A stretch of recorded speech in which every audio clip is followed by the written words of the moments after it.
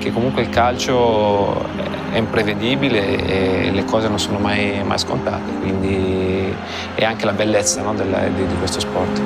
Io rappresentavo per questa squadra, era quello che non mollava mai, quello che doveva fare stare sempre su il morale, ma io mi ci trovavo bene perché sono sempre stato uno che mi piaceva dare fuoco ai miei compagni, incaricarli prima delle partite. Il mio sogno si è avverato, è uno dei sogni dei bambini, di tanti bambini. Il è un qualcosa per la gente che riusciamo a fare diventare matti, riusciamo a fare diventare felici e contenti.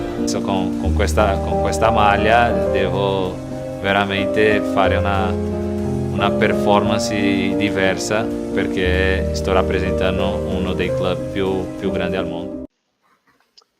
Hi everyone, and thanks to everyone who just joined us from the very get-go. And good morning, good afternoon, good evening, if you are up, thanks for joining us on this show, and glad to have you with the best co-host that you could have on the Milan channel, Mr. Labgorilla. How are you doing, Mr. Lab? How you doing, Husni? Hello everyone, buongiorno a tutti. It's quite early for me, 8 a.m. on a Sunday. Hope you're all doing well. I can see there's quite a lot of people in the chat already. So, hello, Kachavit, Kim, Fahadinho. I think I saw someone else as well from earlier. Let me see. AJ, yeah. AJ, hi. How you doing, AJ? Good to see you all here. Nice and early for you. Some of you guys, I think, on the other side of the world, so it's a bit later. What time is it for you, Husni? Yeah, it'd be 3 p.m. here, and for the guys down under, I think you guys are an hour after me, maybe. So about late afternoon. Only an hour. So, how's the week been for you, dude? Yeah, okay, recovering. And for those, I must apologize. I should have joined last week, but health issues. That's what can I say? Comes with the age, maybe. Oh dear. Okay, good. So glad to have you back, dude. It's the first time we've caught up, isn't it, Husni, for quite a while? It's been a while, and for those who haven't caught up yet, so John has also some good content that is posted on the channel. Please, like and subscribe if you haven't already, and do catch the other, what do you call it, episodes or segments that we've aired previously. In Italian, there's me practicing my Italian so that I can. When I go back to Italy, I'm not as rusty as before. We've got a lot to cover and to get through today. Quite a few interesting discussion points. Some of them you've suggested, Husni, you want to talk about. And actually, because I was only talking to Shane last week, I got his point of view. I'd love to hear your point of view on some of these things as well. And then we've got a bit of a fun bit at the very last slide. So we'll talk about that right at the end. Should we start? Yeah, let's get it going. So let's put this up. Okay, excellent, cool. So Milan, Bologna. This is an update from the Curva Sud. So basically saying, unfortunately, the situation remains the same as before of the previous two games at the San Siro. We're going to have to be. We're sorry to say that nothing's going to change regarding the situation with Milan Bari and Milan Cremonese, the two home games that we played. They're going to be distributing some kind of magazine, the fanzine, on today outside of the stadium to explain what's going on. Details on the potential suspension on restrictions, so people will get to see what's going to come moving forward. So that's on the Bologna games. We're not going to have the Curva there again. And then let's go to interesting update they sent round on the game that's going to be away to Juventus.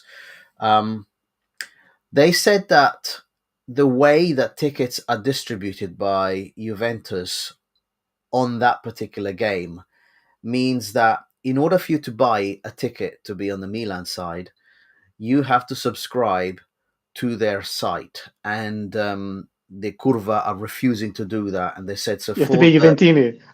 Well, you have to show allegiance to register. It would seem to be, yeah, you need to register on their site in order to do it. And yeah, you have to do that. So essentially, for the 5th year in a row, we are going to desert the away game against Juventus. So that's the main story this week about the Curva. Husni, we haven't spoken about this, you and I. What's your opinion on what's going on and what's going to happen moving forward? Yeah, I think this is still the ongoing tug of war between the club and the Curva. So I had thought, especially with these sort of, if it's running into the 5th year, the club might have stepped in to actually mediate a solution. That could have been a possible outcome. But it seems that, yeah, if you ask my opinion, I don't think the club places the Curva as high as maybe some thought they did. And I do see the rationale behind it is that at the end of the day, you just want, well, from the RedBird model, paying customers, right? You don't really care, how long you've been a fan or, at what lengths you'd go to try and watch a game. You just want to get the money out of you. So this then leads me, and one of the reasons why I raised this topic up, John, when we spoke about what we discussed about the week. How then does this club, as we spoke about, Milanismo and the face of the club is changing? Everyone knows about the Curva. So in the future, could we actually be looking at a Milan that has a very, if I can call it, muted number of ultras? Yeah. So everyone knows other clubs, some very reputable ultra groups. They don't have to be in the top 5 leagues as well. Yeah. So we saw some quite, and I mean this not in a negative way, maybe fanaticism about some other supporters. But for you just to have a club maybe or an ultra base only in name but not in spirit, I think that was also really a step further in commercializing this club and saying that ultras are just ultras, sign up for it or whatever it is. But whether the spirit, the chanting, the atmosphere in the game, maybe all that needs to go. Yeah.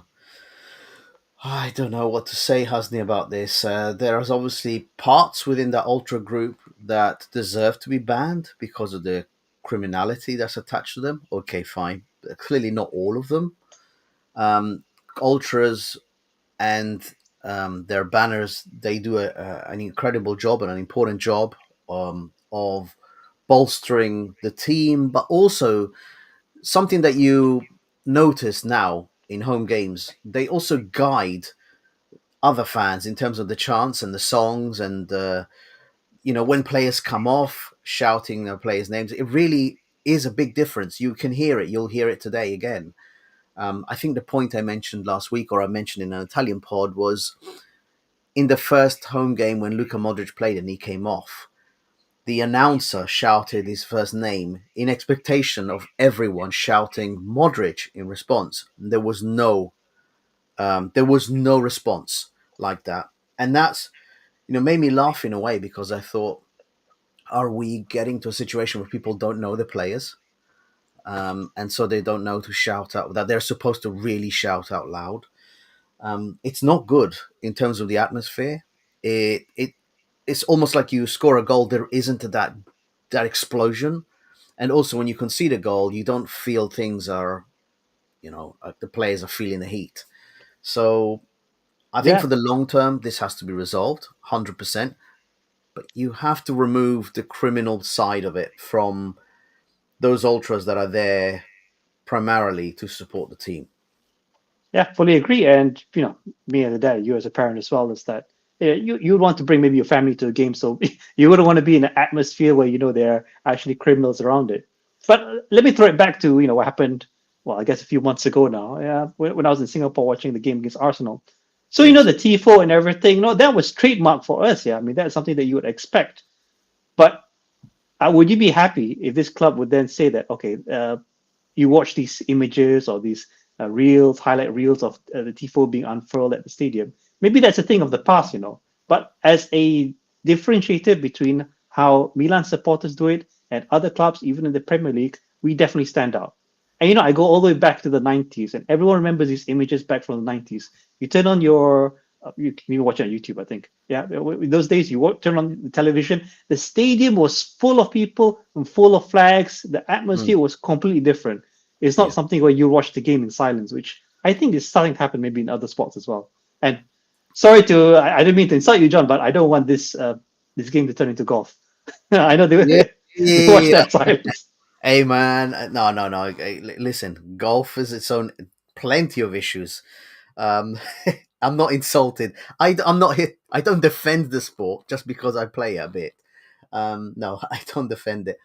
No, you don't want culture to turn into golf. You absolutely don't. You don't want people to say, "Oh, look, your socks are not quite right. You can't come in."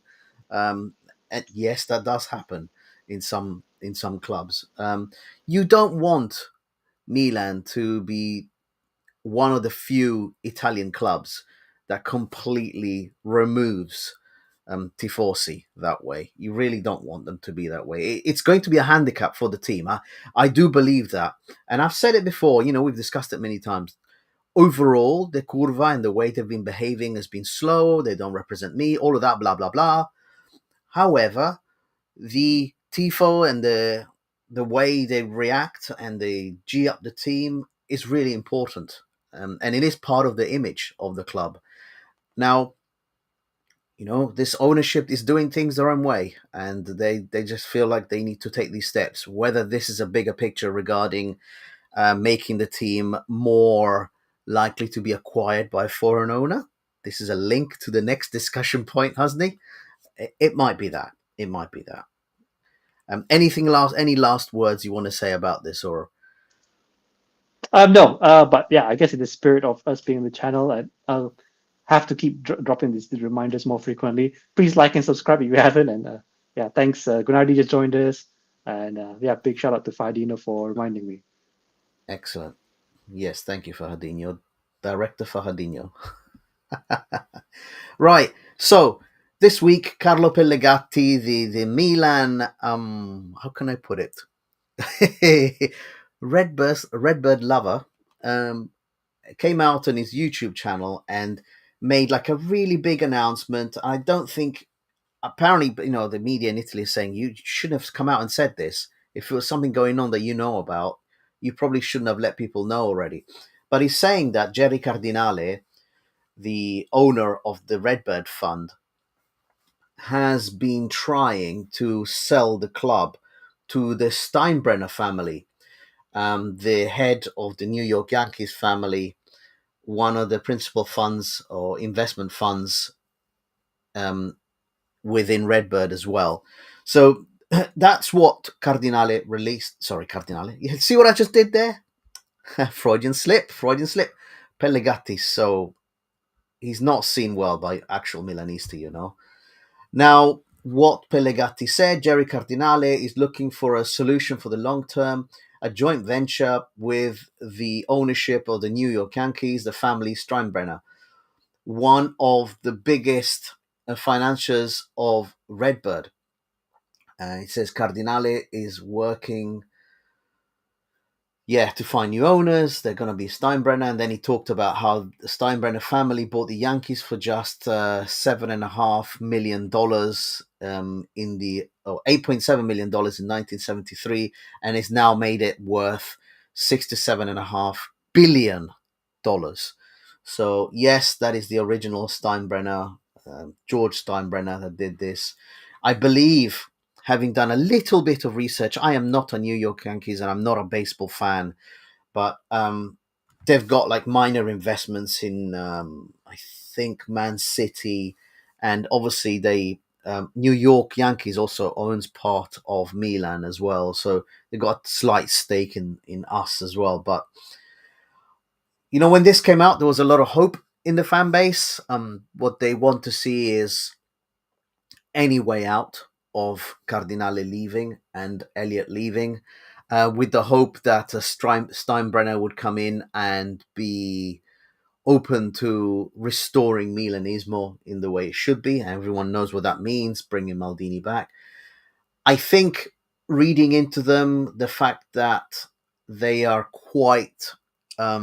they're very similar in their behavior, from what I understand, Marketing is really important for them.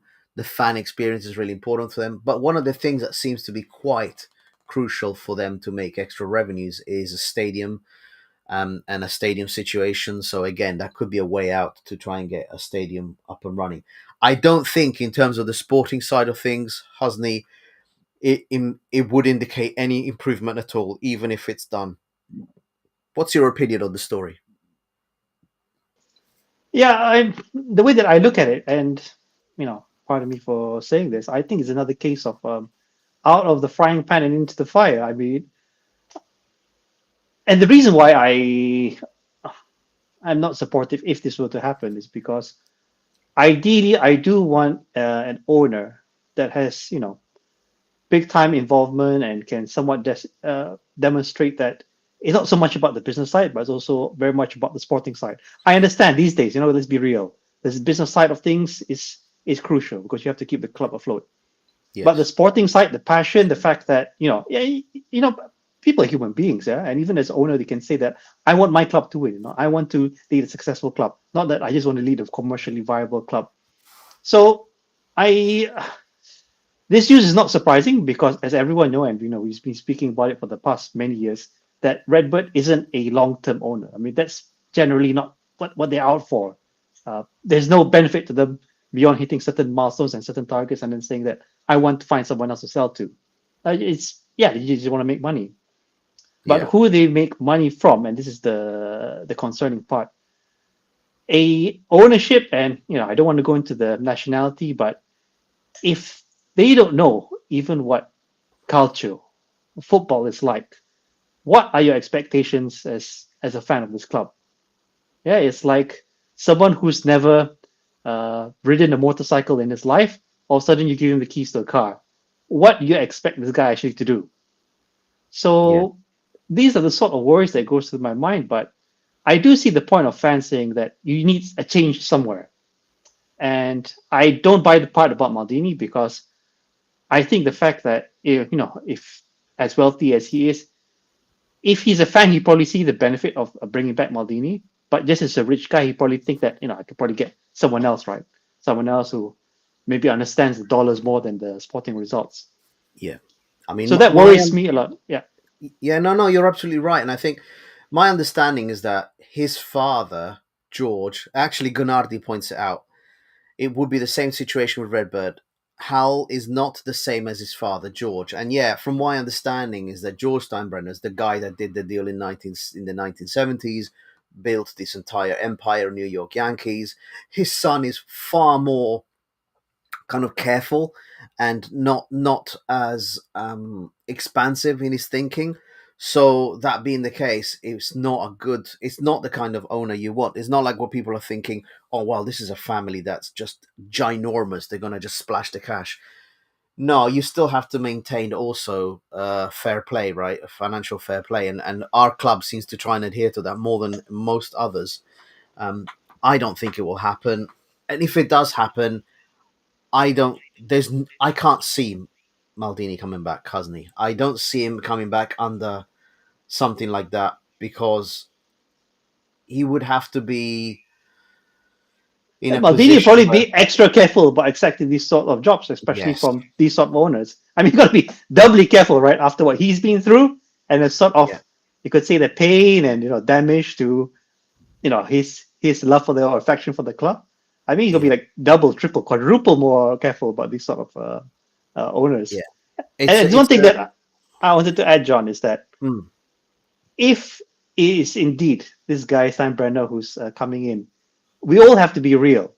Their core, their bread and butter is still New York Yankees, is still baseball. Where you would be in terms of that orbit, you'd only be maybe a side dish or like an appetizer to them. This club, it will never be their main focus. Never. That's a reality. Well, I mean, the brand is worth 7 billion less, if you think about it, even at our highest valuation. So, it's nowhere near. But Fahadinho points out he thinks that Steinbrenner wants the stadium situation to settle. I mean, today we're not talking about the stadium. It's a mess. Inter and Milan, Oak Tree and RedBird are looking for just tens of millions to be spent to purchase it. They're really trying to force everything to happen. In the meantime, deadlines are passing, deadlines are coming up. It's a comedy. I mean, the biggest rumor is that both Inter and Milan owners, who, as you said, they're mostly transitionary, they are not there for the long term, these people. There's no way that they are. They are there and they're trying to make some kind of profit on their acquisition, they're trying to flip it over now. And it's becoming more obvious with the transfer window, the way the Mercatos is being run by both clubs, actually. I've been keeping an eye on Inter fans as well, and they're not happy with their transfer window either. Even though they did get a Kanji in their defense, and we got I can't bloody remember his name. What that kid that we joked about last week? The Winter, is it? No, not the Winter. The really young boy who is on the subs bench today. I'm hoping somebody. It's not. I can't even remember his name. Okay, whoever in the chat, just drop the name. Yeah. Someone in the chat will point it out, I'm sure. But they might not remember either. It's the one that was being called the Fresh Prince of Bel-Air, or the one that was being called Jaden Smith, because he looked like a little kid. Gunardi says, FSG, Boston Red Sox is the best option, but sadly they own Liverpool. The Yankees or LA Dodgers, who brought the Lakers, are the worst. There you go. Thank you for those of you who understand baseball and what's going on over there much better in their ownerships, because I genuinely have never paid any interest. I think I've been to one baseball game in my life in Venezuela when I was there, because that's their kind of national sport over there. Bored to death. Bored to death. Probably just as... I've never been to a cricket game and I never will, but I imagine it's just a little bit better than that. And the hot dogs are better, which apparently they want to sell at the San Siro. They are. Hang on, John, you're telling me that a baseball game is more boring than a golf game? Sorry, I had to dig that in. So I don't watch golf. I don't watch golf. And, earlier on you were talking about ownership, and you were talking about the difference between an ambitious owner and an owner that's just trying to make money. You know what you reminded me of? And we can do this because it's our podcast. Formula One, mate. Ferrari. Reminds me of that exactly, Husni. The early days when Enzo would literally do anything to win. Literally anything to win. Bring in any driver, any engineer to win. And now it's more marketing, and they don't care where they finish. It's just like the car is like a moving advertisement. That's all it is. It's not about the winning anymore. It's not in the DNA anymore. It's really sad. And it's a real reflection on what's going on with Milan, actually. It's terrible to be a Milan Ferrari fan. Yeah, well, I think it depends on the balance. And, I guess that's a good intro into our new sub-channel, Ferraristas 360. But what I can really discern from the other clubs in the league is that you can have a very commercially minded ownership. So we spoke about that at length, many pods. So that's a fact of life. But they choose to pair themselves with management that are very sporting minded. And I think that balance works. What happens in this club is that you have very commercially minded, or all they care about dollars and cents, and they just want management that is essentially yes man. Say that, oh yeah, this is this. What you're doing is right. What you're doing is right, and this is why we're in the situation that we're in. Yes. I mean, everyone is just basically said, look, the starting point is not what do you need. The starting point is here's how much money you have, and you're told when you have that money. So hence the tardiness of our acquisitions and the very strange acquisitions. They clearly had an objective of selling more and making more money from sales than acquisitions, and making most of the acquisitions ones that were going to potentially not break the bank. No matter what happens, you can sell players for either the same value or a little profit.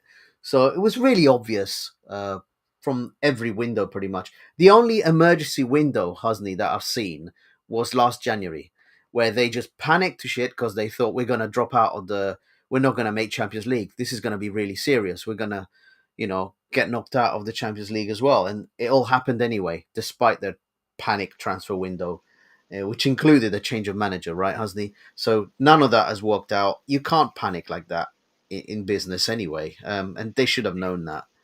But Pretty even straight. in the recent transfer window, I wouldn't say it's completely panic, but I felt that there were some weeks where, yeah, it was on close to panic mode. I mean, the sort of players that we brought in, even recently with Rabiot after what happened to Jashari, a lot of this still doesn't make sense to me. But yeah, I guess we'll find out after the game whether it's the right move. I doubt so, but let's be hopeful a little bit.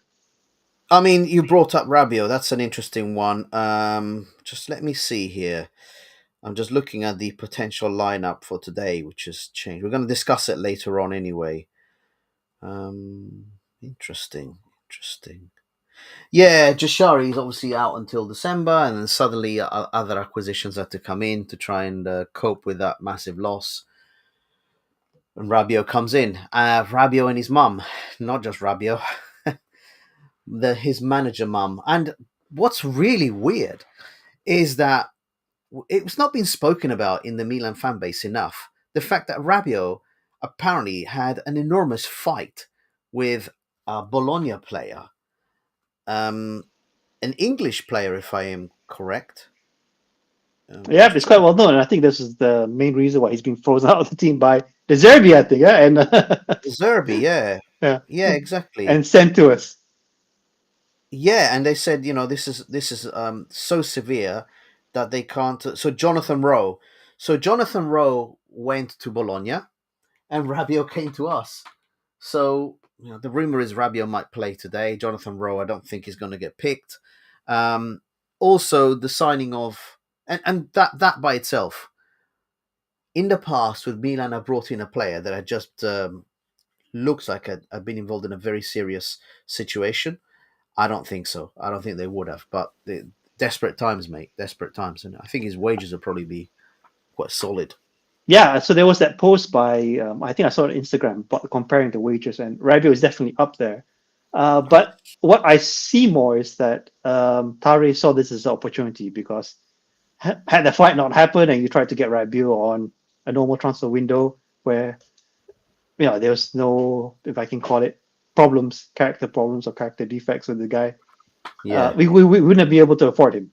So it's more Yes. of like they really wanted to get rid of him, and Taro saw an opportunity and seized on it. And I guess the stars align a little bit because, yeah, he's worked with Allegri. And I'll say this about Rabiot.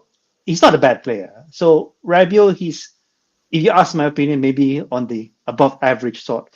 But I wouldn't call him great either, yeah? So he's definitely not the star of any team. And the fact that he was in Marseille last season shows that he's probably, in terms of where his career is going, not on the way up. No, I mean, okay, let's just say Rabiot is potentially. If he was there to replace Ruben Loftus-Cheek, I'd be like, okay, man, you can't really get. I don't believe what other people are saying about Ruben Loftus-Cheek being some kind of weapon for us. I don't believe that. I'm not subscribing to the idea. So yeah, I think Rabiot would be a better. Oh, here they go, David Odogu. Sorry, it was on my mind all this time. David Odogu, a player that we've signed from Wolfsburg for $1.5 million as a centre back. Husni, that's Hoping a last minute. for a Chow sort of deal, yeah. You see what I'm saying? You see what Yeah. I'm saying? It's like, and the other thing that annoys me about that acquisition is right. So players are in the Primavera, they do well, they get sold or loaned out, and they don't get a sniff for the first team. And yet we get some kid from Wolfsburg, and it is rumored that he's going to be on the subs bench today. I just don't understand it. And I've said, and I'm gonna say it. If you have an Italian passport, you don't belong on the subs bench. It seems to be. It's really weird. Hate it. Anyway, Rabiot is in. We've got him now. Allegri is probably happy about that because he's a very known quantity and he's a functional player that he'll be able to use. I think he's a massive step up compared to Musa, who, thank the Lord, has gone. Hopefully doesn't bounce back next year. Unfortunately, I do think that he will. But that's the situation. It is an upgrade on. It is definitely an upgrade on Musa. There's no question because one is a footballer, the other one isn't. Okay, right. So this is something we've not done in previous pods at all, which is really having a bit of a chat about other clubs.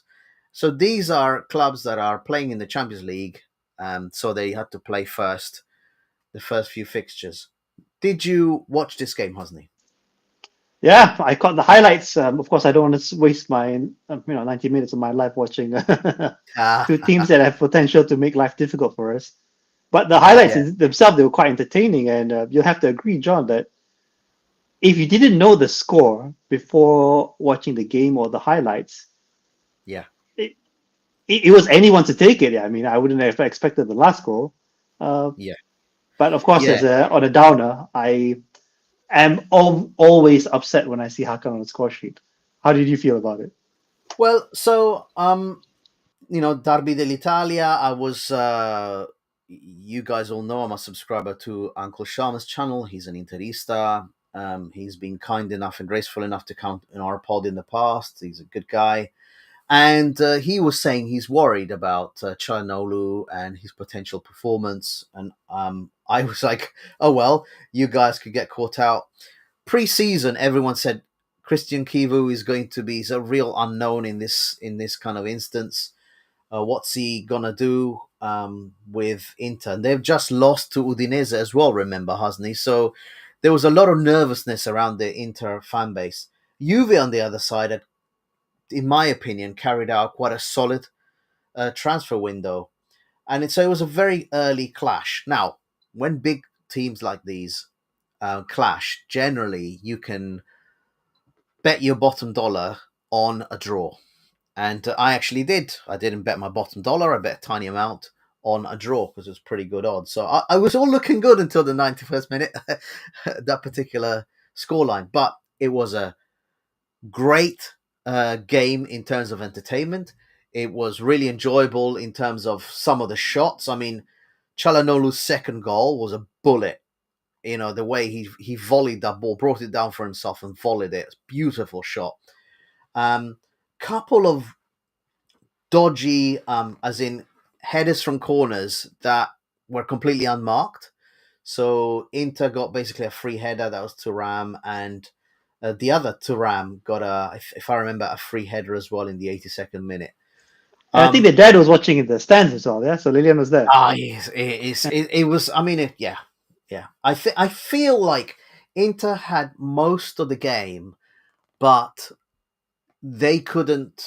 When Juve came forward, they were the ones that looked like they had the X factor in their players. You know, Yildiz is looking quite special, dude. And then the final winner, Adzic, in the 91st minute. I have to say, and I think Interisti know this, their goalkeeper, Sommer, I think he's been putting lube on his gloves. Been dipping his... I don't know why he's been putting lube on his gloves, but his wrists were quite weak.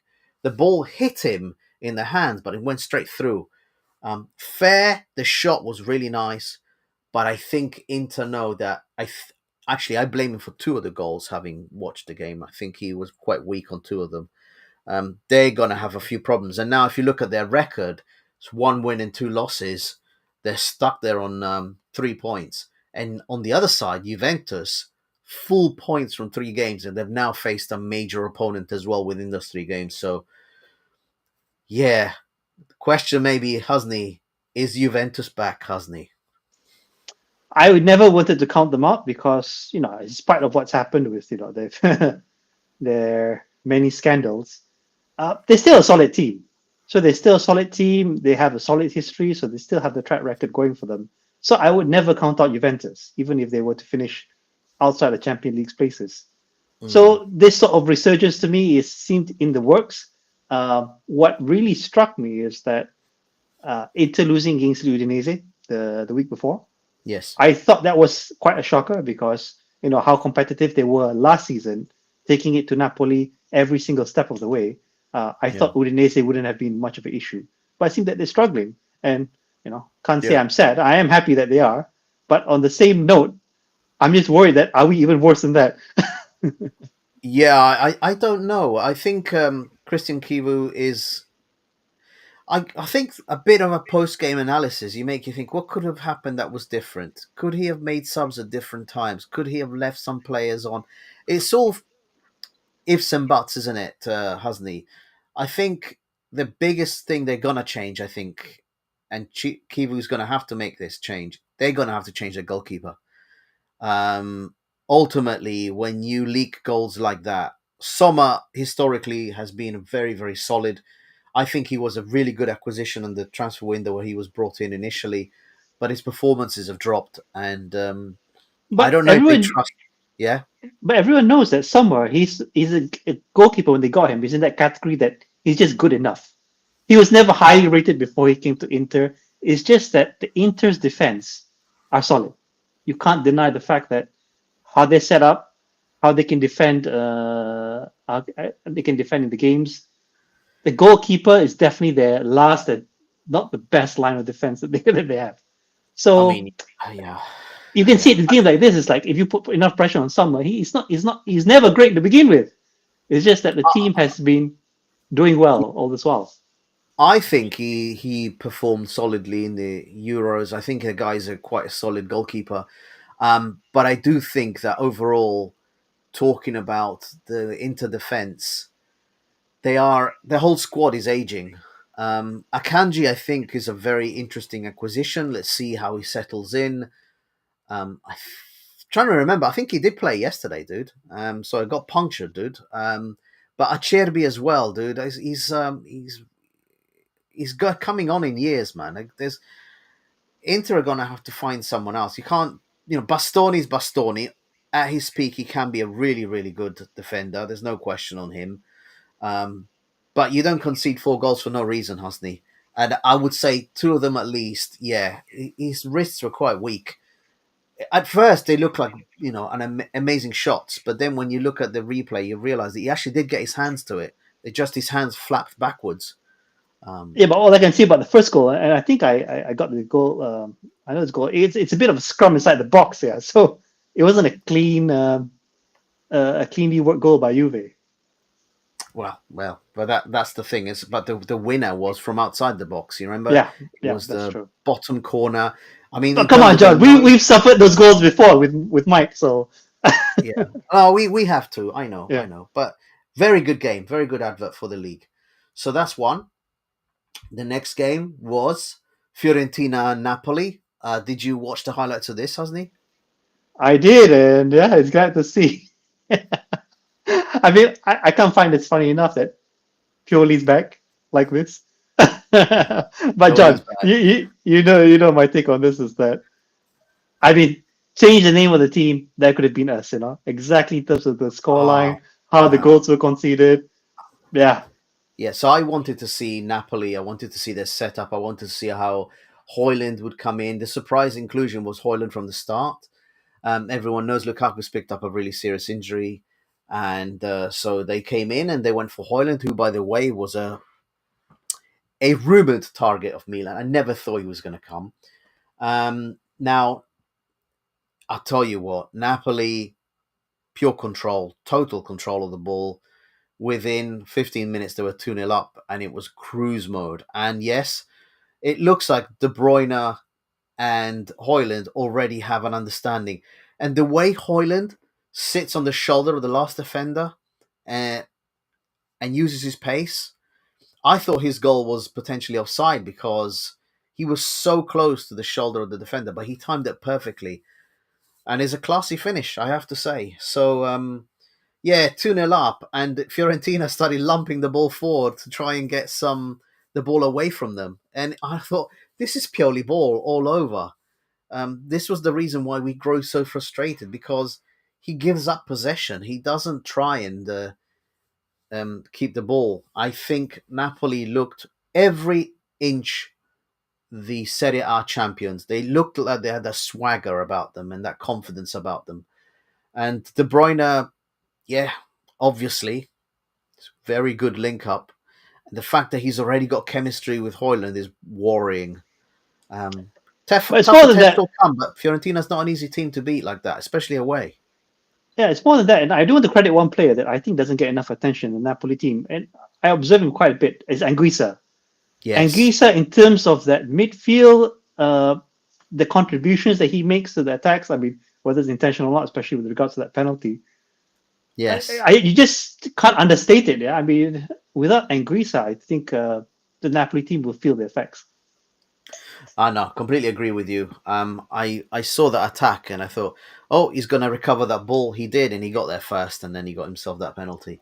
But yeah, Fiorentina took a good 30 minutes to kind of try and kind of get stability on that ship, but they still went 3-0 down eventually in the early second half, and then they got their consolation goal. I think, yeah, depending on the Champions League campaign and how that goes, but Conte and Napoli and that squad, they look like the class act of the field. I'll be interesting to see how they can, because Conte famously, we would say, would struggle with multiple competitions simultaneously. Let's see what they favor, but no, very strong. It was an enjoyable game to watch. It was. Some said was like a practice match almost, and that's an indictment on Fiorentina. I was also, Moise Kean playing for Italy looked $1,000,000. He looked amazing, but on this game he was having to do everything on his own. Husney, he's having to grab the ball, run it up the pitch, and take shots on goal because he was getting no support at all. It was pretty. He's going to have a tough time if Pioli continues like this. Yeah, and Keane, I would always say that he's always been a reliable player. We had a good opportunity after he was, not really wanted by Juve. It would have been a good addition to the team, and I remember I said it at the time. But yeah, in a team like Fiorentina, he gets the minutes, he does his best, and Yeah. I uh, mean, it's I it's hope good the for best for the Italy that guy. he's playing. Yeah, Yeah, yeah, I hope the best for the guy as well, and it's good for Italy that he plays because it looks like him and Retegui are forming a really lovely partnership. So let's just hope they keep playing. And Retegui, although he's in Saudi, isn't he? So okay, right. Let's do a preview, Husney, which is our game against Bologna. My time 7:45. I'll be watching that. So what's that? Allegri versus Italiano, right? and Like I you can't said, get sorry, John. I just can't get away from the fact that the logos look so similar in some ways. yeah. I mean, clearly they've got English founders, Yeah, both clubs. That's basically what it must come from. Is they've got English founders. So anything that's got an English flag on it is going to look similar, isn't it? English Okay. flag, bold managers, bring it on. So I read up potential lineups that were suggested. Let's bring up the potential Milan lineup. So this is one of the potential lineups. What do you think, Husney, looking at this? Yeah, I worry. I worry for the 3-5-2. I know it's Allegri system and what he enjoys doing. I think this formation and the long-term implications is that it puts too much emphasis on our midfield that you can see it's a bit, can I say unbalanced or maybe a bit uneven? So Loftus-Cheek, he can have his moments, but I wouldn't trust him overall. Maybe as a bench player, he's fine. Estupinian, I haven't seen enough of him, maybe because Theo, I still have the memories of Theo and what he can do. Pavlovic, I worry. He's not a defender. He's not a No. midfielder. He just wants to be a free roaming guy. So I Yeah, did as well. see some of the rumors that Pavlovic might be on the bench and our new signing might be there in his place. But it's good Oh, to see Gaibia, and I also worry for Pulisic in terms of his play really, because Pulisic on the right, I think he did well, and no one can doubt the fact that he can score goals from the right. yeah. But in this formation, is it actually in the fact that 3-5-1-1, or is Pulisic expected really to carry the ball on the front? Because yeah, Jimenez, I hope this is the game where he really explodes. But if he doesn't, time's ticking. Yeah, we need goals. We need goals. We need great performances, and he just can't be offside that often anymore. So How, let's talk. Yeah, go on, Husney. yeah, I just want to ask, how do you feel about this setup? Yeah, so there's a couple of questions here, and I'm not going to give a shout out to this person, but it's another pod. saying that Pulisic is potentially being phased out on purpose. Allegri wants to making a bench player. I think that's absolute crap from someone who doesn't understand anything about Milan. I think Pulisic is crucial to the way that Milan plays. I think he converts chances better than any other player on our squad. I think he is a class act, and I think whenever he's fit, he should play. If he does not start today, it will be because of the travel that he's made and because of the number of games he's played for the United States. It will have nothing else to do in terms of a master plan to bench him. I think that, first of all, I want to squash that rumor. Now, the other one is the possibilities that Pulisic might not start and it might be Nkunku instead. But from what I've heard, his fitness level is not yet one that is ready for him to begin. Now, the other one as well is Loftus-Cheek. There is a question of whether Loftus-Cheek and Rabiot are kind of tussling for a starting position versus Fofana.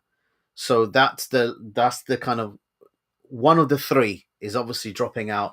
In this lineup, I saw Loftus-Cheek one over Fofana, but the thinking is that there will be. Imagine Loftus-Cheek maybe swap them over to Rabiot in that lineup. That's potentially a starter. Estupinian is another one, by the way.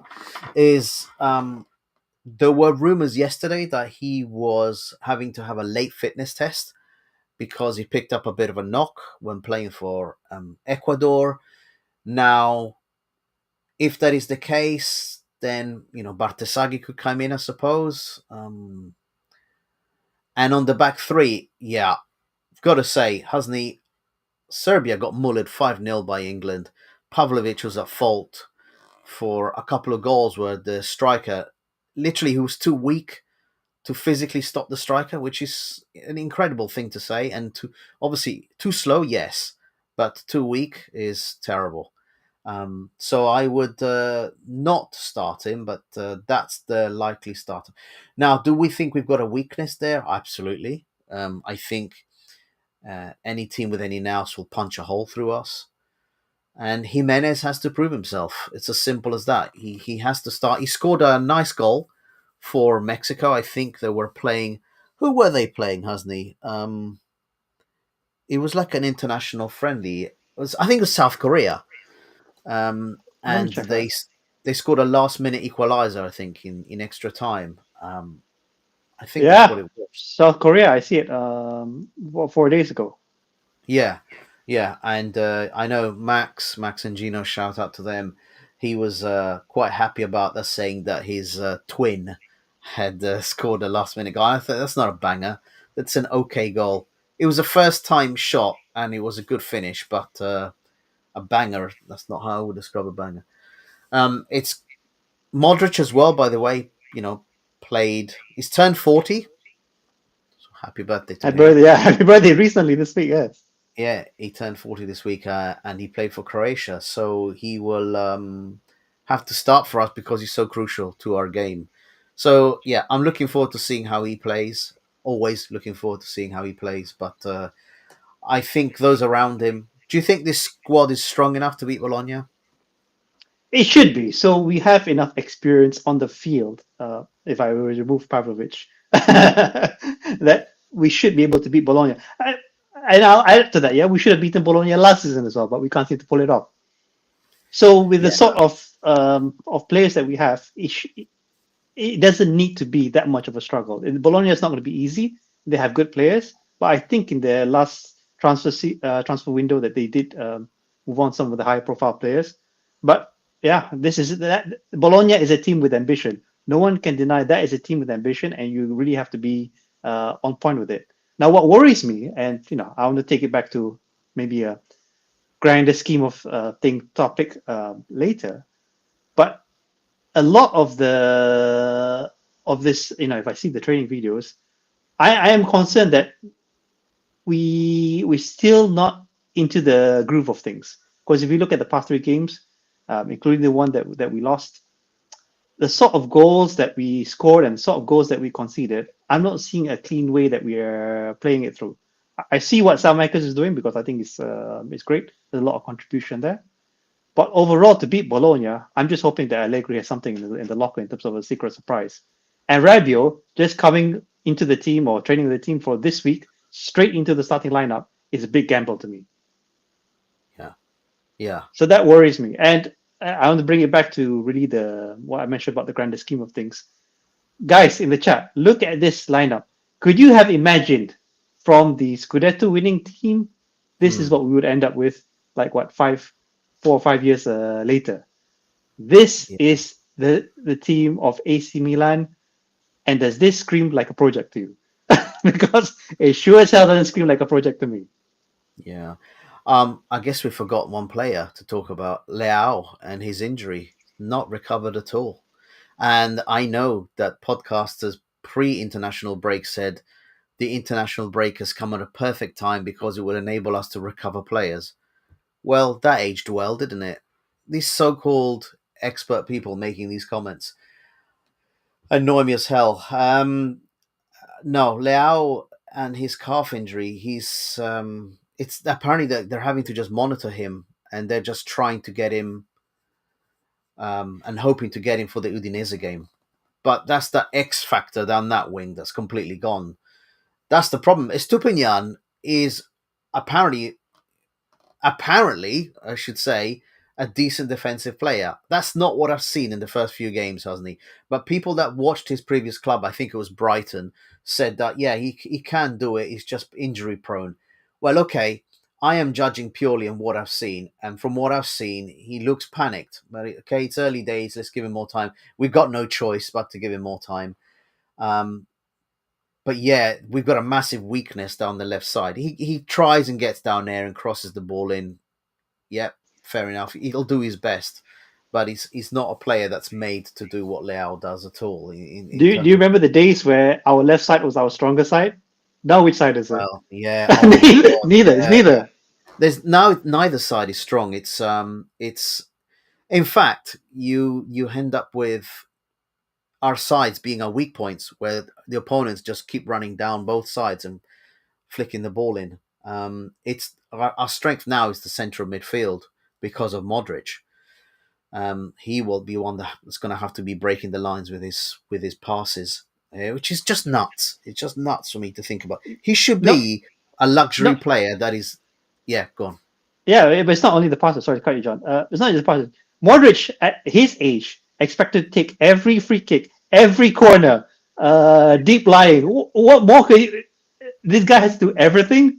I mean, I know we got him, and I'm grateful that he came to the team, but the amount of dependence on Modric, I worry even more.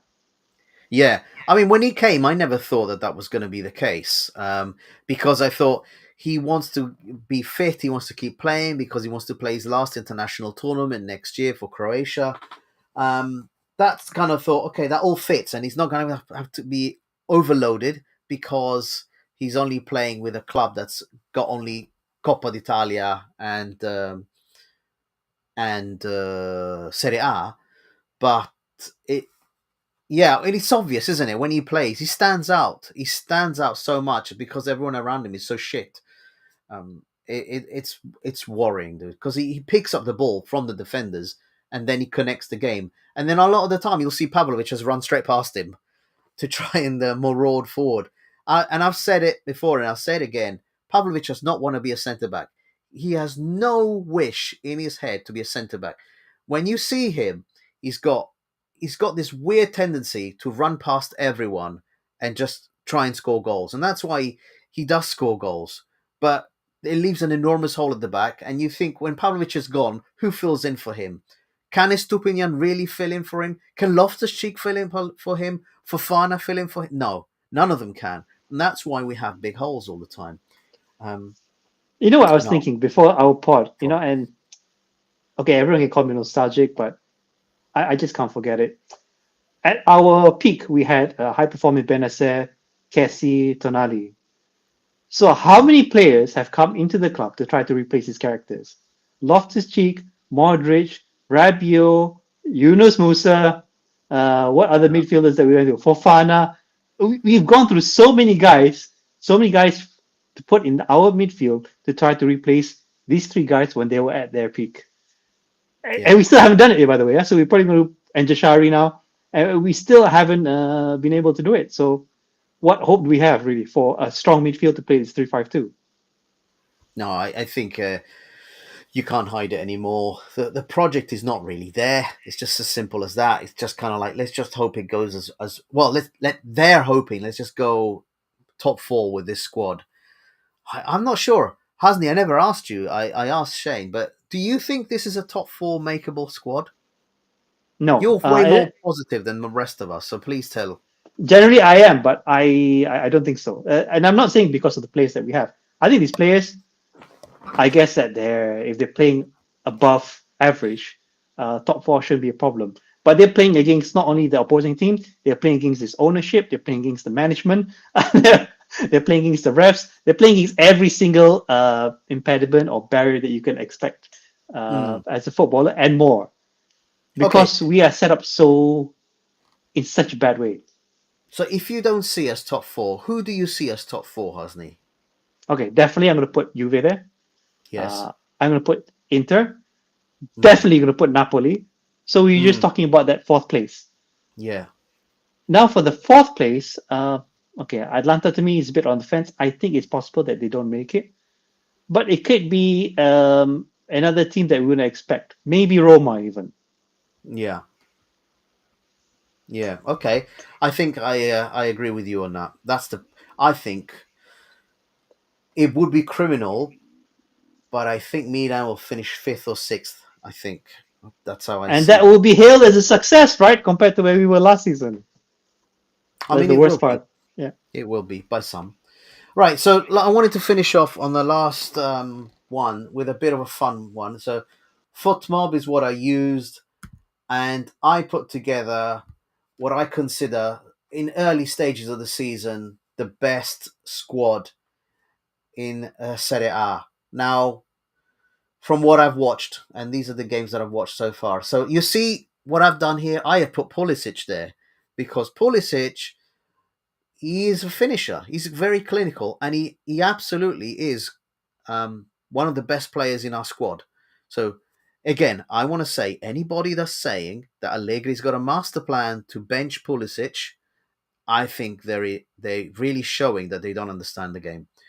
But here, De Bruyne, he is, yesterday from what I saw, total control. McTominay, lovely player. I mean, that just shows you how much of a dead team Manchester United is, that they've got these gems in there that are, showing nothing, and then they come and they do that. And then Barella. Although Barella this season has been a little bit off, if I'm honest. In defence, you'll see I don't have Bastoni because from what I saw yesterday, he's not surrounded by greatness and he's struggling there. I've got Buongiorno, who, by the way, that's a good acquisition by Napoli, mate. That's a strong player. Buongiorno, Bremer, so Juventus, and then Bellanova and Di Marco. Di Marco, for Italy, doesn't play very well, but for Inter, he does get forward and create chances. And at the top, I've got Keane, despite the fact that I don't think he has scored in Serie A yet.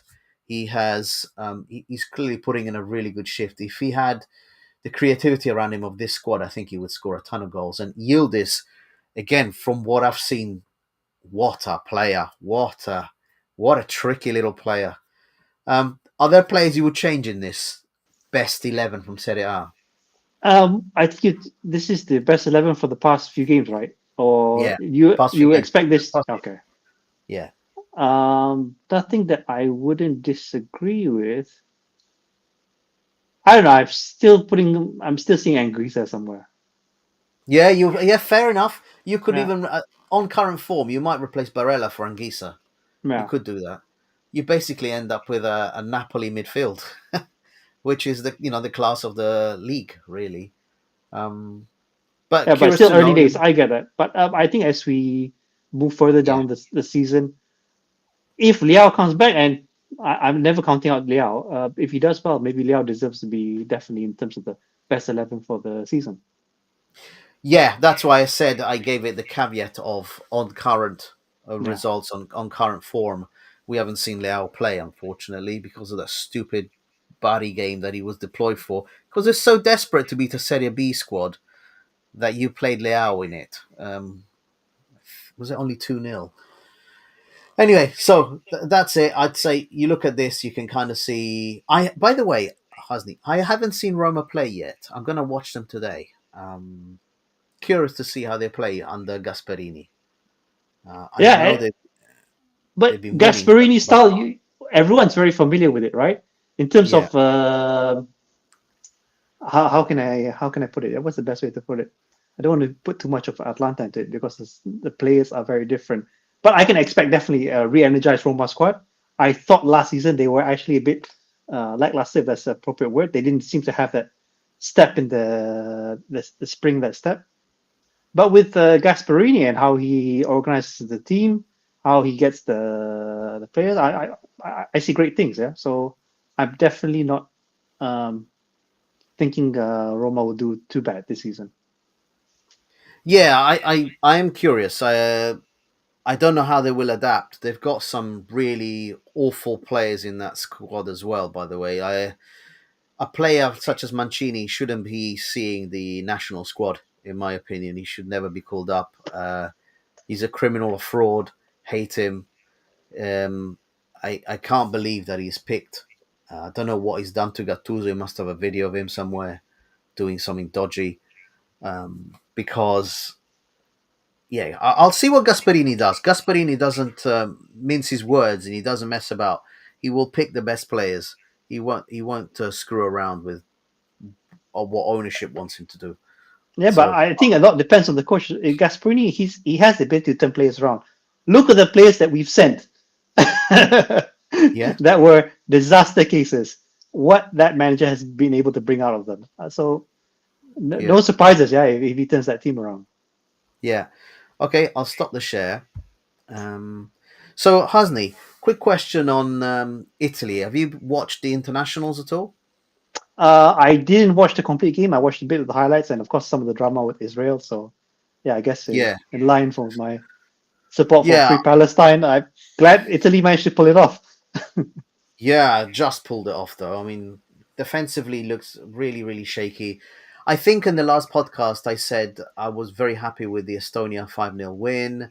I was hoping for more against Israel, a pile of goals. Yes, we scored a pile of goals, but we conceded a pile of goals. And when you think of that last game for our previous manager, Spalletti, where we lost 3-0 to Norway, that was a -6 goal difference. That's really a nail in the coffin. And then Norway went and destroyed, I think, they went and destroyed their opponents 11-1, if I remember correctly. And that's basically killed it Yeah, because, but other big observation about Norway, and I want to see them play with the Haaland, how they like them. Because no doubt Haaland's been a machine up front. yes, he has. I mean, there's no question on that. But what I'm saying here is what we needed was for Italy to basically win every single one of their games and for Norway to not score as many goals so that when we got to the final game against Norway, which is going to be our final game against them, we was hoping that we could just overtake them by scoring more goals than them. If we were within 1 or 2 goals of them. Unfortunately, I think they have something like a plus 16 goal difference, something ridiculous, and we cannot catch up that. So what we're relying on now, believe it or not, is Israel to try and get a draw against Norway. I doubt that very much. I doubt that will happen. But if Norway beats Israel, that's basically it. We're into a playoff, and then we're at the mercy of Then it whoever. happens again, like the last time, right? They were into that. Yeah, and they said in the Italian press, North Macedonia could potentially be there again as opponent. And the nightmare scenario is that it could even be Germany. But You that's can't make this up, so you have to expect that. But I wish the best of the team because I really want Gattuso to do well. And yeah. What excites me about Gattuso is that two players I wouldn't have included in that squad is Di Lorenzo because I just find that he's too slow for the work he's being asked to do, and Mancini. I just think he shouldn't play, and we've got options. By the way, Hasdi, that brings me to another thing. No Milan players in the Italy squad, and Gattuso called in Maldini. By the way, he played a few minutes right at the end of the game. I stood up and I was like so excited for that. But one of his first contributions was to give away a free kick in a dangerous position. I was like, oh crap. But Ricci, Husni, we need to talk a little bit about Ricci. Yeah, we have to. Why did we sign him? So Ricci, as everyone knows, the reason why the deal was difficult to get through, he signed a renewal with Torino that Yeah. pushed up the price, and definitely didn't put any time pressure on Torino, and he was a member of the national team. So what has changed since we got him is that he's been somewhat shifted to the bench, no longer a national team. So does that then justify the amount of money that we paid? And I guess you can draw parallels to this and also Jashari, that you spend so much on a player and something goes completely wrong. But in the case of Jashari, it's the injury. If not, maybe he would have started. Maybe, yeah, it's possible. But Ricci, I get you, John. It's beyond belief that this has happened. Yeah, the amount of money, the amount of time that we spent on deal, because he was stretching, I think, until last season that they tried to sign him and really get him in a way the 1 foot through the door. But somehow he's not being favored. But he hasn't played well. So I've watched him play live. We've all seen the highlights. So he's not a bad player by any stretch of imagination. But somehow Allegri either doesn't appreciate him, value him, or see him in the system. But then again, Allegri is saying that if I have a proven player that I've worked with before, why should I take a chance with Ricci? Maybe that's the thought process. But it's costed us money, and I guess it's definitely not helping the player out in any way. And market value definitely took a hit, no doubt. Yeah. So do we think that Allegri is trying to make a point that he sees Ricci instead of Modric? So Ricci will only play when given space by Modric. He doesn't see Ricci playing alongside Modric, even though they're not exactly the same player at all. Ricci's a much more defensive. He's a proper defensive midfielder. Modric is more of a kind of a central midfielder, box-to-box creator. He can play all sorts of roles. But what he doesn't do is go out there and smash plays and breaks plays. He will, create. So it's a bit of a strange one that Allegri's doing this, and he's playing. I would love to see Ricci alongside Modric, and I would love to see RLC benched. I find it very odd because, from what I understand, he's not injured. This is actually a tactical choice. Whether Allegri says, I'll just only bring you on, I'm going to make a point that you are only a Modric sub, then that's a disaster for both him, for as you just said, future project, and for Italy. Because he's a very functional player. And he's Jashari, functional, he's young, yeah. Yeah, I thought the whole idea was, maybe my football knowledge is lacking, but I thought the whole idea was Modric, Ricci, Jashari as a midfield trio to see how they would do, because we didn't go and spend more on proper defensive midfielders, but you go and you're picking Fofana a lot of the times, and Ruben Loftus-Cheek on either side of Modric. It's an odd one because you're inviting pressure. Because Fofana, all he does is he gets forward. He shoots so many times on goal, by the way, probably more than anyone else in our squad. You must have noticed that, Husni, over the first few games. He's launching the ball. He throws his leg at the ball. Like there's literally no planning. He's just hoping, I throw this leg at this object and it might go somewhere. And a lot of the time it's in the stands. So he doesn't know how to shoot. He needs to really practice his shooting if that's what he's going to do. He keeps ending up in positions where he's the one left open. But I think opponents are leaving him open because they know he's no good at shooting. So do they think that Fofana is going to turn into the next TG? Remember the first season? He was just missing everything and being in all the positions. It looks like Fofana is doing the same thing as that first season with TG. Yeah, I want to mention something about Fofana. So Fofana, when he came to us, he was actually a member of the French national squad. Now, if you look at the list, he's no longer there. No. This is something that's recurring, is that when you have these players and you put them in the team that doesn't do well, it goes against everything you paid for. against what the player can deliver. And coming back to your point about Modric and Ricci, I think why Modric has been used so much is because they know that the time that we have with him is limited.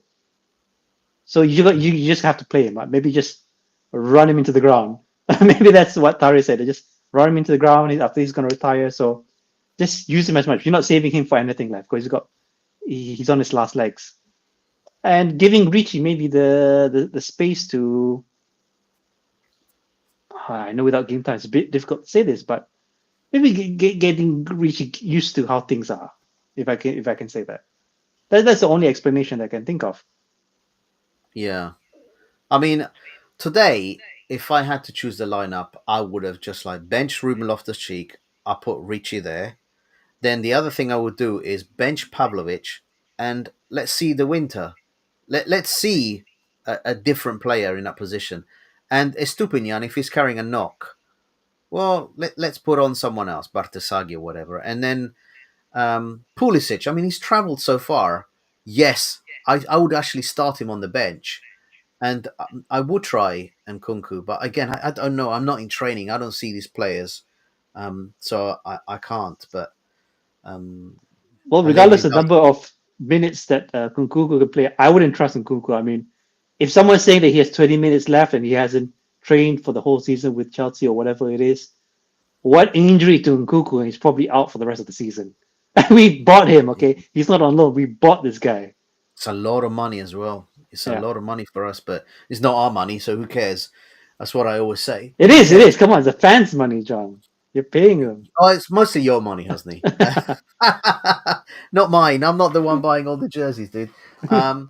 But yeah, let's see. Curious about the game today because Bologna have identical record to us in the league so far. They finished quite close to us in the league finishing position last season as well. So there's a lot of mirrors going on there. I think. Can I trouble you for a score prediction? Ooh, now, right. If I was a betting man, if I was a betting man, Husni, I would say 2-1 to Milan. Guys in the chat, whoever's there, give us your score predictions, please. Be lovely to see. What about you, Husni? 2-1 Milan for me. I would say 1-0. And Milan. tell me who you think's going to score. I think 1-0 Milan, Pulisic. Yeah, I think that's fair. I think Santi will score 1. And you know what? I'm gonna say Salamaker. There you go. It's a nice change. Okay. Let's do a Salamaker. But yeah, I'm not sure. I'm not sure how Bologna are playing. I haven't watched them yet this season. I think it's a much tougher test than it should be. Yeah. I'm not sure Allegri knows his full, and I don't think Allegri knows his best squad yet. Now, Fahadinho says in the chat, Forlani chose Ricci. Allegri prefers other technical players to fit his system. Allegri prefers physical players. Right, okay, hang on. Let's just stop that right now. Ruben Loftus-Cheek is not a physical player. He has proven himself he's not a physical player. He's a huge player, but he's actually physically nothing. He runs forward. He can't do anything in terms of getting the ball and smashing opponents. He doesn't do that. He doesn't use his frame. It's a similar thing to Pavlovic. He seems to use his frame best in training when he's injuring and giving concussion to our players. But when he's actually pulling players back and getting cards, right? Yeah, and when he's actually like I watched the highlights of Serbia against England. Serbia were at home, dude. 5-0. And the English strikers were just in line with Pavlovic and just running.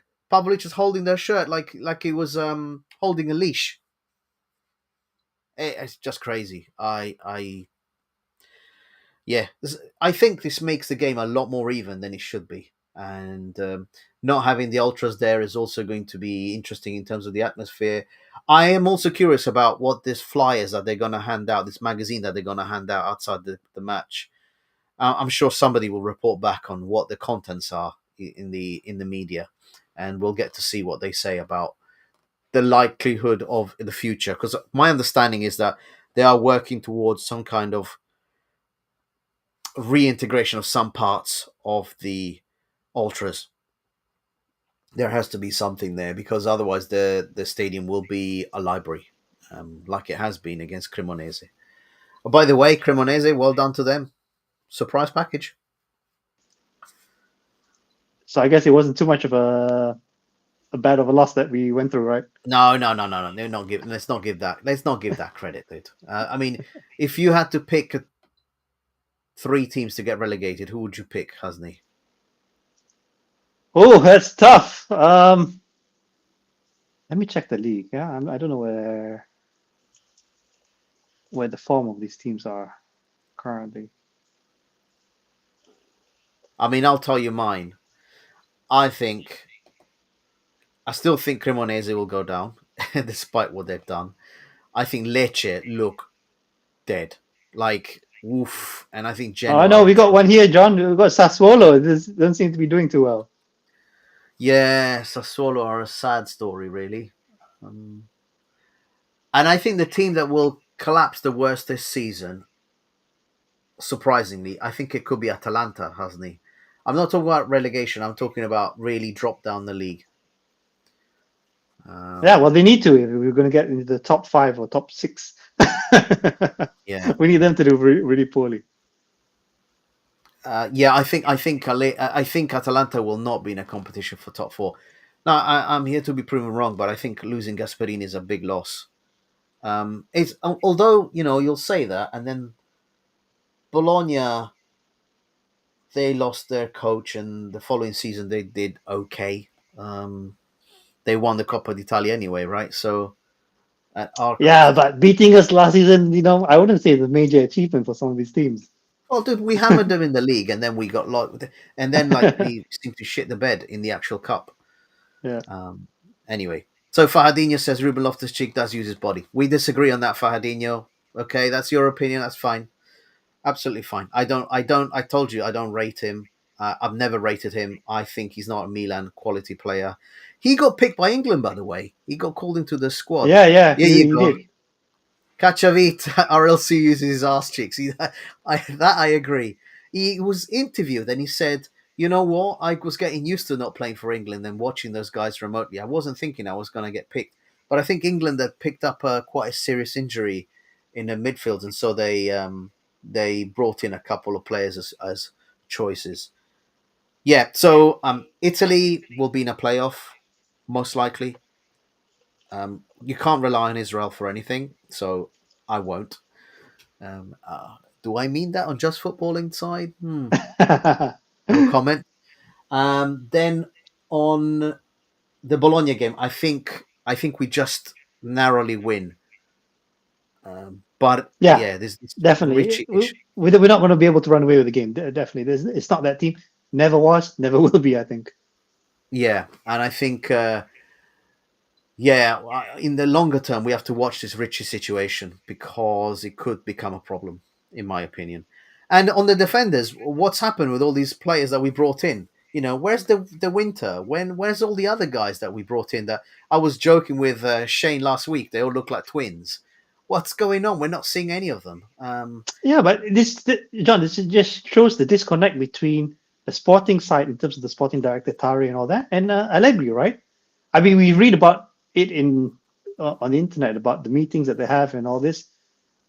Maybe he leads to nowhere. Yeah, Allegri, I'm sure, is used to a higher degree of control than he's been given at Milan, and it's definitely not the same Milan that he was in back in 2011 as well. So he's finding out the hard way that he's going to have to do with what he's got, nothing more. Yeah. Yeah, the question is where does that finish? And I think he's got no pressure on him to finish anywhere because the ownership's happy. Yeah, and because he's going to dangle it in front of the ownership is that if you get rid of me, you essentially have my system, my players. Who else is going to be able to do it other than me?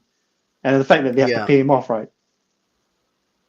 Yeah, is he 5 million a season? And he's got a multi-year contract. I wonder what the clauses are in there regarding finishing positions. Because he said that his objective is he has to finish top 4 this season. There must be a clause in there of something. It can be terminated if he doesn't. Yeah, maybe. But then because we again, can't be going who through. else are they going to turn to? I don't know. No, this is what I was saying. We can't be Yeah. going through 4 managers like that. What is it? Yeah, 4 managers. Fonseca, Pioli, the 2 Portuguese guys. Conceição, yeah, and Yeah, you Allegri. can't Yeah. have. Yeah, you're paying off manager to manager. At some point, even the dumbest of fans will realize, oh, maybe it's not the coaches. Maybe the coaches are just being put in front of us. Yeah, there is a disconnect. I agree with you. There's a disconnect between Tare and Allegri. It's the wrong time to have it, though, isn't it? Yeah, well, with this ownership, they don't really care, and we're going to have to live through it. But yeah, you can also remain hopeful. I mean, losing one game, losing the opening game, Yeah. maybe it's The not other the worst, the worst thing that can the other happen. thing is this season I've got membership to the Zone, which is their provider for all Serie A games. So I'm able to see all Serie A games through a single platform, which is super nice. I don't know if you have the same over in Malaysia, Hasni, or whether No, you've we had don't. any issues. Yeah, Oh, but in terms of the broadcasting, I did see in terms of the one app. I think there's a way that they managed to figure out how to broadcast the games, but it's not being publicized here because, yeah, I mean, this part of the world, EPL still reigns supreme in terms of attendance. I'm sorry, viewership. really? So yeah, Okay. Well, at least it means that potentially this season we could give reviews on some. Also, because we're not playing any European football, so we have an empty space in the middle of the week. So we'll be able to watch a few more games, I think, in terms of indeed, seeing the yeah. opponents and how they perform. I am genuinely Or you can watch quite baseball, John. curious. No, I will not watch baseball. I mean, Or you can watch our sister club, the Yankees. I think the Zone has got American football, and again, I don't get that sport. So, as in, I don't understand it. I don't get the excitement. I don't get American college sports either. I don't get that excited for them. I don't even watch English football, Hasni, and Okay. I can do, but I've got Prime, so I'll be able to watch some Champions League games, and then I've got the Zone. So a team I will keep an eye on, and I've said it in the last pod, I will keep an eye on Lecce, and you know Okay. why. I will keep an eye on Lecce because of our boy. I need him to find a solution within that squad. Di Francesco to find a solution in that squad, and I will also be going to. Okay, fingers crossed, everything goes okay. Next month, I will be going to Tuscany, and I might be dropping in and watching a Fiorentina game since they're in the region. So I'm being hosted by a friend, and I think as a thank you, I'm going to buy them, a ticket to go and watch the game with me. Okay. That's Oh, great. Kim says, I wish the international break went longer. I generally got my passion and emotion back watching one of my team. Yeah. Hasni, do you support Italy? Do you watch? Are they like your second team? In terms of international football, I would say yes. But further to Kim's point, I was just thinking about it. Is that we didn't touch about this. Do you know about the I don't know what it's called, like a ruling or injunction to stop the Milan against Como game being played in Perth next year? Correct. Yes. Yeah. Yes. So that was supposed to have been decided this week. The president of the Italian league was saying that game is going to go ahead because the San Siro needs these really urgent renovations. Both Inter and Milan are going to have to play home games somewhere else. And they were hoping to get this marketing deal of playing it over in Australia. Yeah. The ruling was supposed to have come out this week. It's been postponed, Hasni. Yeah. So they didn't get their answer. More shady dealing under the table. Something's going to happen. Yeah, something weird. Is it going to be Perth? Sorry, Kim. It might just be New York, right? I'm only guessing where their plan B is. I mean, if they're willing to go to Australia, they're willing to go any corner of the world because that's pretty much as Whoever far pays as more, you can right? go. Yeah. Yeah, pretty much as far as you can go. So, Kim, if you were to go to Perth or whatever, I guess, Kim, you wouldn't travel to Perth. Would you travel, Hasni, to watch the game all the way In to Perth? Australia? Yeah. I wouldn't mind. I was thinking about it, yeah, because I watched the game against Roma last year in Perth. Yeah. Yeah. I mean, they definitely would have fans, and they would have proper ultras there as well. From what I've seen, the Indonesian ultras are the real deal, dude. Yes, they are. But I think the challenge, and I don't know whether they're going to consider this or not, when it comes to the visas and all that, yeah, Oh, I that might be a bit of see. a challenge for some countries. Oh dear, really? Yeah, Yeah. Kim, you make a great point.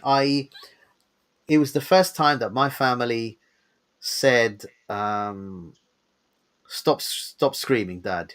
Stop screaming, Dad, because I was watching the international game and I was genuinely jumping for joy when we scored. When we went 4-2 up, I was like, get in, die, die, die, ragazzi, really loving it. And then they scored, made it 4-4. And then that last minute Tonali shot to win it 5-4. Again, I jumped off of my chair. I have not reacted that way to a Milan game for a long time, and it's sad, but it is what it is. You can't force it, can you, Husney? You can't force fake emotion out. I haven't got a camera pointed at me and me posting shorts of myself saying, "Yeah, look, I'm really excited." No, that's not what we're about here. But Not what's at all. saddening, and I remember the days, again, it's a long time now, this, how old I am. Uh, Qualifying for the World Cup, it was a breeze for Italy. You didn't need to watch these games, by the way. Just wait for Yeah, the World Cup and they will be there. Now it's so much tougher. I get teams are getting better all the time, but the slump that the Italian national team is in, it's on a different level. yeah. I think when you look at the actual group and the teams that are in it, it's pathetic that Italy are in that situation. The only half decent, and you said it's Ireland. Half decent team is Norway. I mean, I've read a few reports, people saying that Norway are on the way up and all this kind of stuff, and I'm like, okay, man, just wait. Anyone should be pounding those other teams in that uh, group. They're nothing. So, but Italy has missed out loads of chances through the Nations League competition and others to have already secured their place in at least a playoff position. They completely went and lost that because they kept losing crucial games against bigger opponents. Saying all of that, there is, I think Italy will finish runners up, and then they will have to just take their chances. And whoever they face, I hope by that time Gattuso has got them ready. I saw inklings of an Italy that was playing with more of a hunger, and it looked to me like all of the players were genuinely wanting to do the best they could for the squad. I think defensively, I mean, two on goals, Husney. We beat two on goals, mate. And they were not even good, mate. They were not. So when you think about 5-4, it was actually 7 goals scored by Italy. Yeah, That's true. But I so mean, that's early days, still, they can still improve. They can still get, Richie still has a chance to get back in the team. I mean, this is a squad list that gets updated from time to time. So yeah, we can expect some things to be different in the future. yeah, yeah.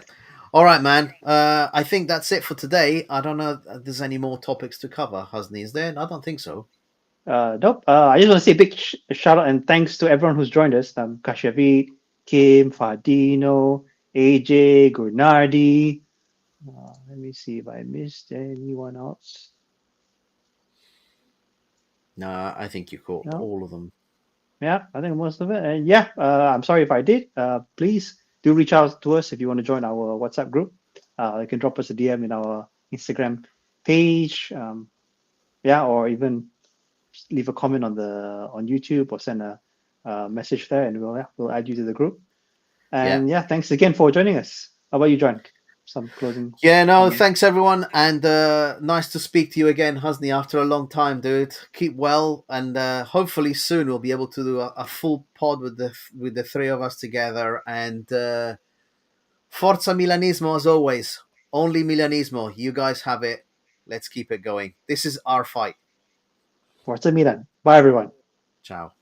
Che comunque il calcio è imprevedibile e le cose non sono mai scontate, quindi è anche la bellezza, no, di questo sport. Io rappresentavo per questa squadra, era quello che non mollava mai, quello che doveva fare stare sempre